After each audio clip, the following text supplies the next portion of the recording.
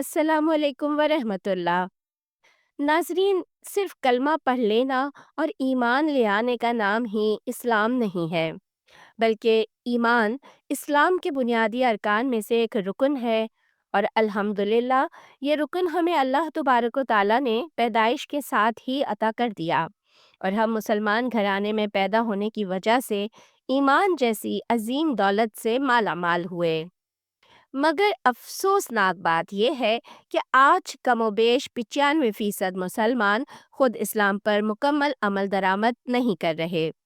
اس لیے جہاں ہمیں غیر مسلموں پر محنت کی ضرورت ہے کہ انہیں اسلام کی طرف دعوت دیں، اس کے ساتھ ساتھ ہمیں اپنے مسلمان بھائی بہنوں پر بھی محنت کی ضرورت ہے کہ وہ سب بھی 100% دین پر عمل کرنے والے بنیں۔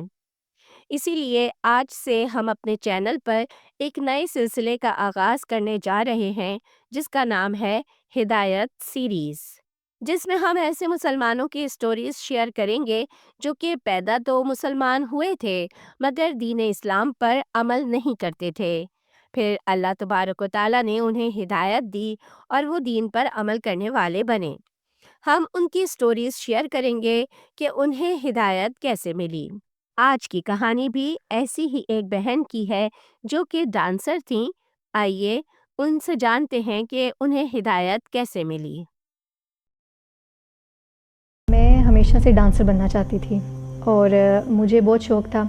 جب میں 5 سال کی تھی تو میں اپنی فیملی کے ساتھ ایک فنکشن پہ گئی تو وہاں میں نے کچھ لڑکیوں کو ڈانس کرتے ہوئے دیکھا تو مجھے بہت اچھا لگا، اور میں نے کہا کہ میں کیوں نہیں کر سکتی، مطلب کہ بچی تھی تو میں گھر آئی اور میں نے اسے پریکٹس کرنا شروع کر دیا۔ بڑی ہوتی گئی تو وہ ساتھ ساتھ چلتا گیا اور ایک وقت آیا کہ وہ میری زندگی کا حصہ بن گیا۔ میری کچھ فرینڈس تھیں تو انہوں نے ظاہر آپ کو موٹیویٹ کرتی ہیں، تو انہوں نے مجھے کہا کہ دیکھو اتنی پرفیکشن ہے تمہارے اس ڈانس میں نا، تو تم اسی کو ایز اے پروفیشن آگے لے کے چلو۔ تو میں بھی وہاں ایک دفعہ سوچنے پہ مجبور ہوگی، میں نے کہا کہ بات تو یہ لوگ ٹھیک کر رہی ہیں، مجھے ایز اے پروفیشن جو ہے وہ اس کو لے کر آگے چلنا چاہیے۔ میں اپنا یوٹیوب چینل سٹارٹ کرتی ہوں اور اس کے اوپر میں اپنی ویڈیوز اپلوڈ کیا کروں گی۔ میں یہ سب سوچ رہی ہوتی ہوں تو سارا کچھ میں نے ڈیسائیڈ کر لیا ہوتا ہے کہ اس طرح کرنا ہے، ویسے کرنا ہے، ساری پلاننگ کر کے رکھی ہوتی ہے۔ تو اب یہ ہوتا ہے کہ گھر میں ظاہر بات کرنی ہے، مجھے لگتا تھا کہ گھر والے مان جائیں گے کیونکہ شروع سے ضد کی ہے تو وہ لوگ مان جاتے تھے، تو مجھے تھا کہ وہ لوگ مان جائیں گے۔ میں نے جو ہے وہ سیٹرڈے کا دن تھا، میں اپنی فرینڈس کے ساتھ بیٹھی ہوئی تھی تو میں نے ان سے بات کی تو وہ مجھے کہتی ہیں کہ تمہیں آج گھر بات کر لینی چاہیے۔ میں نے کہا ٹھیک ہے۔ میں جو ہے وہ یہی سوچ رہی ہوتی ہوں، یونیورسٹی سے واپس آ رہی ہوتی ہوں تو میں سوچ رہی ہوتی ہوں کہ مجھے جو ہے وہ گھر بات کر لینی چاہیے۔ ابھی میں یہی چیز سوچ رہی ہوتی ہوں کہ اچانک کیا ہوتا ہے کہ میری گاڑی کا ایکسیڈنٹ ہو جاتا ہے، اور وہ ایکسیڈنٹ اتنا برا ہوتا ہے کہ ہماری جو گاڑی ہوتی ہے وہ بالکل الٹ جاتی ہے اور ایک لڑکی کی اس ایکسیڈنٹ میں ڈیتھ ہو جاتی ہے۔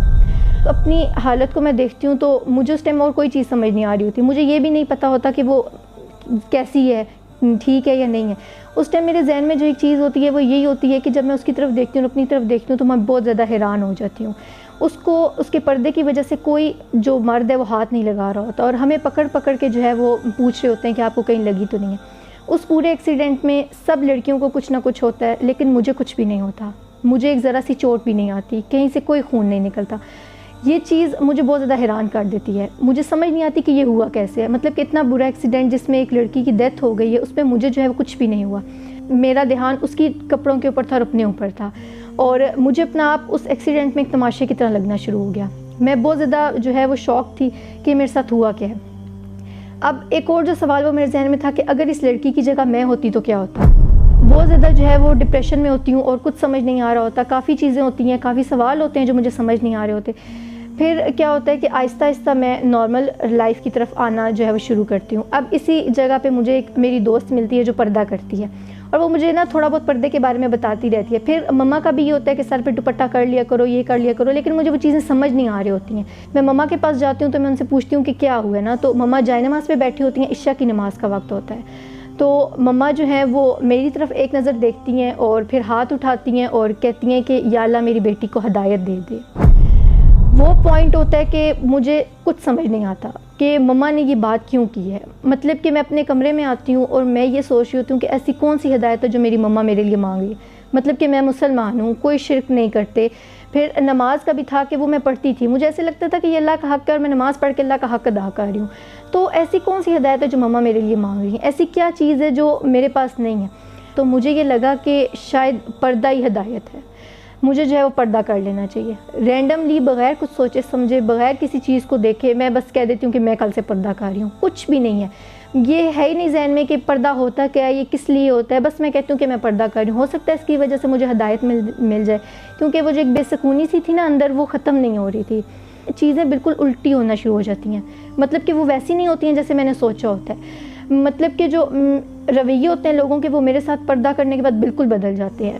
وہ لوگ جو میرے بغیر چلتے نہیں تھے، وہ میرے بغیر اتنا کچھ کر لیتے ہیں، وہ مجھے بتاتے نہیں. کیوں؟ کیونکہ میں نے ایک پردہ جو ہے وہ شروع کر دیا. تو یہ چیزیں نا اب مجھے اندر ہی اندر کھا رہی ہوتی ہیں، اور مجھے لگتا ہے کہ میں نے بہت غلط فیصلہ کر لیا ہے، میں نے بہت جلدی فیصلہ کر لیا. یہ پردہ تو میرے لیے تھا نہیں، میں نے اس کو کیوں اتنی جلدی لے لیا. میں یونیورسٹی میں بیٹھی ہوتی ہوں اور میں بس یہی سب سوچ رہی ہوتی ہوں، تو میں کہتی ہوں کہ میں یہ اور نہیں کر سکتی. ٹھیک ہے، یہ اچھی چیز ہے لیکن یہ میرے لیے نہیں ہے، میرے تو کچھ اور پلانس تھے، میں نے تو کچھ اور کرنا تھا، لیکن یہ میرے لیے نہیں ہے، میں اس کو چھوڑ دوں گی.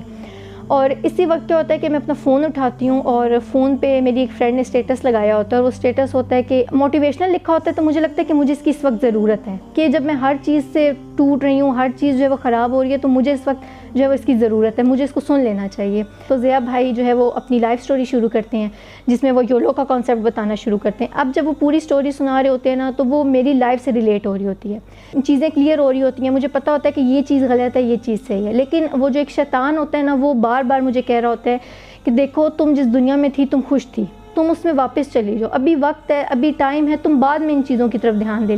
اور ابھی میں بیٹھ کے یہ سوچ رہی تھی کہ میں اپنی دنیا میں واقعی بہت خوش تھی، اور وہ میری دنیا بہت خوبصورت تھی. کہ اسی وقت ضیاء بھائی کہتے ہیں کہ اللہ تعالیٰ قرآن پاک میں فرماتے ہیں کہ یہ دنیا کھیل تماشے کے سوا کچھ نہیں ہے.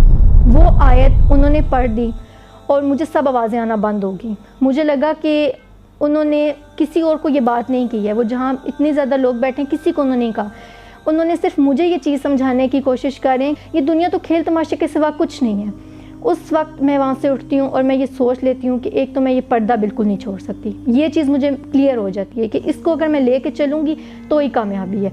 میں اپنی اسی فرینڈ کو جو ہے وہ کانٹیکٹ کرتی ہوں، میں کہتی ہوں کہ مجھے کاؤنسلنگ کے لیے جانا ہے. وہ مجھے جو ہے وہ صوبیہ باجی کے بارے میں بتاتی ہیں، تو میں ان کے پاس جاتی ہوں کاؤنسلنگ کے لیے. اب جب میں ان سے ملنے کے لیے جا رہی ہوتی ہوں تو میں بہت زیادہ پریشان ہوتی ہوں، میرے ذہن میں بہت سے سوال ہوتے ہیں. بس یہ چیز سوچ رہی تھی کہ مجھے جج نہ کرے. ٹھیک ہے، میں برقع کر کے تو ان کے سامنے پردہ کر کے جا رہی ہوں، لیکن جب میں ان کو اپنے گناہوں کے بارے میں بتاؤں گی، جب میں ان کو اپنی چیزوں کے بارے میں بتاؤں گی، تو ظاہر ہے کہ اگلا بندہ آپ کو جج کرے گا.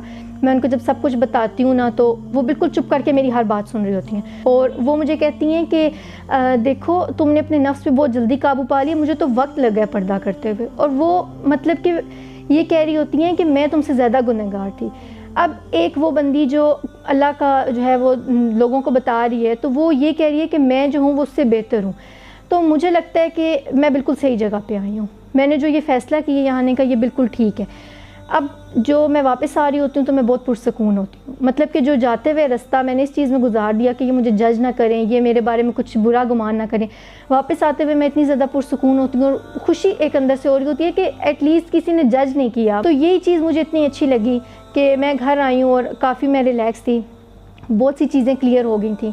اب جب میں گھر واپس آتی ہوں تو میں کہتی ہوں کہ میں ویکلی کلاس جوائن کروں گی. تو میں ڈیسٹینیشن جنہ جو ہے اس کو جوائن کرتی ہوں. میں پہلے ہی دن جاتی ہوں اور میں وہاں دیکھ کے بہت زیادہ حیران ہو جاتی ہوں. اور میں کہتی ہوں کہ جس چیز کو میں سوچ رہی تھی، مطلب کہ میرے لیے تھا کہ دین بہت مشکل ہے، لیکن دین وہ نہیں ہے جو میں سوچ رہی تھی. دین تو وہ ہے جو یہ لوگ مجھے بتا رہے ہیں، دین تو ہمارا بہت زیادہ آسان ہے. پھر جو ہے وہ ایک پوائنٹ آیا کہ مجھے لگا کہ اب میں ادھر تو آ گئی ہوں، میں اس سائڈ پر آ گئی ہوں، لیکن یہ ہے کہ انجوائمنٹ میری زندگی سے ختم ہو گئی ہے. پردہ کر کے کون بندہ انجوائے کر سکتا ہے؟ ظاہر ہے آپ نے پردہ کرنا شروع کر دیا. اور ایسا ہوتا ہے کہ اگلے ہی دن میں جب جاتی ہوں تو انہیں شیمن باجی بتاتی ہیں کہ یوتھ کلب نے جو ہے سسٹر کے لیے ایک سپورٹس گالا جو ہے وہ ارینج کیا ہے. اور سبحان اللہ میں بالکل حیران کہ مطلب کہ مجھے ایک وقت میں ایسا لگنا شروع ہو جاتا ہے کہ اللہ تعالیٰ باقاعدہ نا یوتھ کلب والوں کو بتا رہے ہیں کہ یہ اس کا مسئلہ ہے اور تم لوگوں نے اس طرح جو ہے وہ اس کو حل کرنا ہے. سائیکل جو ہے آج سے پہلے میں نے کبھی جو ہے وہ گھر میں بھی نہیں چلائی ہے، مطلب کہ پردہ جب میں نہیں کرتی تھی تب بھی نہیں چلائی ہے کہ یہ کیا کہیں گے، لوگ کیا کہیں گے.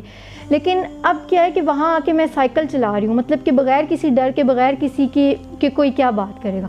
تو وہ میری زندگی کا بیسٹ ڈے آؤٹ تھا، بیسٹ سپورٹس گالا تھا. اب میرے اندر جو ہے وہ آہستہ آہستہ چینج آنا شروع ہو گیا. ظاہر ہے کہ آپ کے لیے کمپنی بہت میٹر کرتی ہے. میں واپس آئی تو اب بھی کچھ چیزیں تھیں جو مجھے تنگ کر رہی تھی، اور ان میں ایک چیز تھی جو مطلب کہ میرا فرینڈ سرکل تھا. مجھے تھا کہ مجھے کسی طرح ان سے باہر نکلنا ہے. تو مجھے یاد ہے کہ نشیمن باجی نے ایک جو ویکلی کلاس تھی اس میں انہوں نے بتایا حضرت موسیٰ علیہ السلام کا واقعہ، جس میں وہ 2 عورتیں پانی سے گھڑا جو ہے وہ بھر رہی ہوتی ہیں. انہوں نے اتنی خوبصورتی سے بتایا کہ اللہ تعالیٰ نے کس طرح ان کے چلنے کے ذکر جو ہے وہ قرآن مجید میں کیا ہوا ہے نا. تو وہ جب اس چیز کو انہوں نے اتنی خوبصورتی سے ڈیفائن کیا کہ میں نے کہا کہ میں ان جیسی تو نہیں ہو سکتی، لیکن ایٹ لیسٹ میں کوشش کر سکتی ہوں. بس وہ دن تھا، میں واپس آتی ہوں، میں اپنا سارے کانٹیکٹس ختم کرتی ہوں. مجھے جہاں سے لگتا ہے کہ یہ مجھے مطلب کہ شیطان کے راستے پر لے کے جائے گا، میں ان لوگوں سے بالکل دوستی چھوڑتی ہوں، اور میں یوتھ کلب کے ساتھ جو ہوتی ہیں سسٹرز، ان کے ساتھ میں جو ہوں وہ دوستی کرنا شروع کرتی ہوں. اور پھر الحمدللہ ایک بہت بڑا اور بہت پازیٹیو چینج میرے اندر آتا ہے، جو صرف میں فیل نہیں کرتی، میری فیملی والوں کو بھی پتہ چلتا ہے کہ نہیں، یہ اس کے اندر چینج آیا ہے. میرے لیے اگر کوئی کہے نا کہ چینج کا مطلب کیا ہے، تو میں کہوں گی یوتھ کلب.